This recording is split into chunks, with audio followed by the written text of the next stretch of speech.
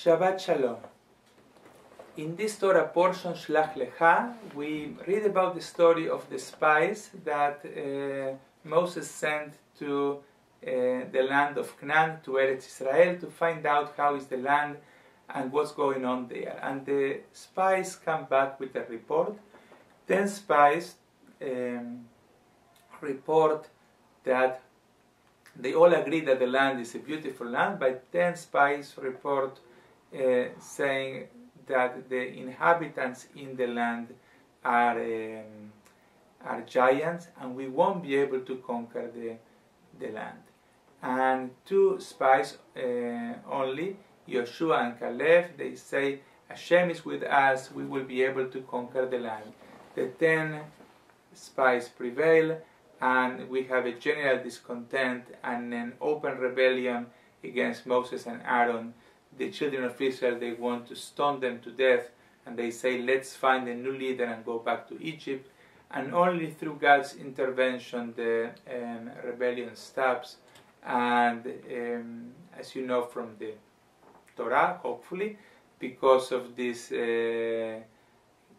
generalized complaint, the whole generation is going to die in the desert, and they won't make it into the promised land. But the question is, what did it go? What went wrong with this report? After all, Moses told the spies to come and to bring a report. Aren't they entitled to their own opinion? Aren't they entitled to the report?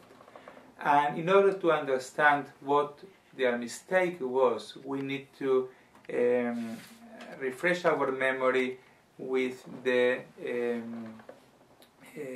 beginning of the Torah portion, in which the Torah tells us who were these people.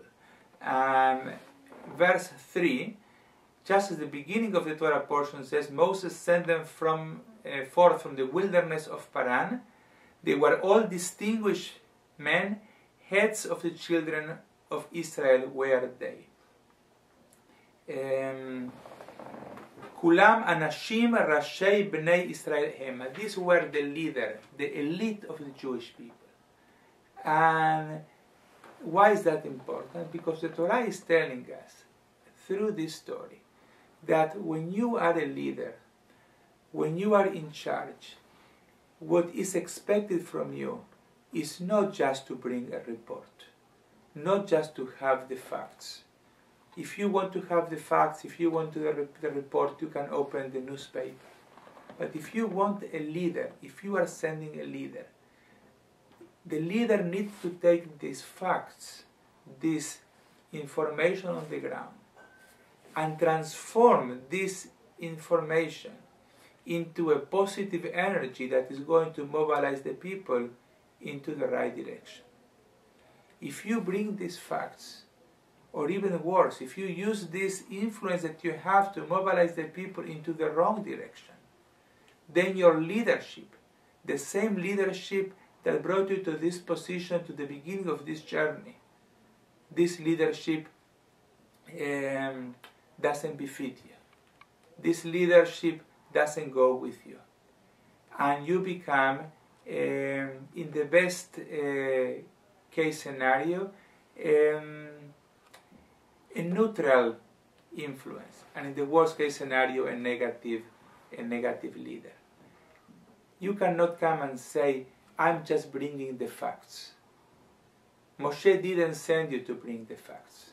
If he wanted the fact, he could have sent only 1 person or 2 persons or 3 persons, 3 people. If Moshe sent 1 person from each tribe, so when 1 person from each tribe would come back, that person would be able to bring the enthusiasm from the promised land to everybody else, together with the facts. But the facts go always through the prism, through the glasses, through the eyes of the leader, in this case, who brings the facts.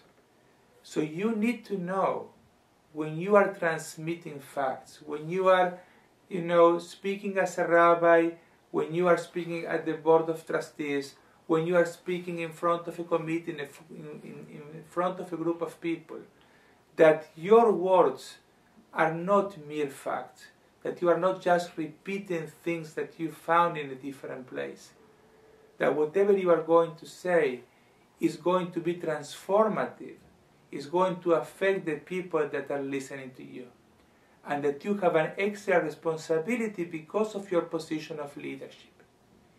If you ignore your position of leadership, if you underestimate your influence, then you are not a true leader. And this was at the center of the problem with these spies. It's not only because they brought an evil report. It's not only because they have a negative influence or a negative point of view. All that became even worse because they were the leaders of the community. And when you are a leader, your responsibility is much greater than when you are an average person in the community. This is a lesson that everybody who is in a position of leadership needs to remember. When you are a leader, you have an extra responsibility, and you need to be aware of it. Shabbat Shalom.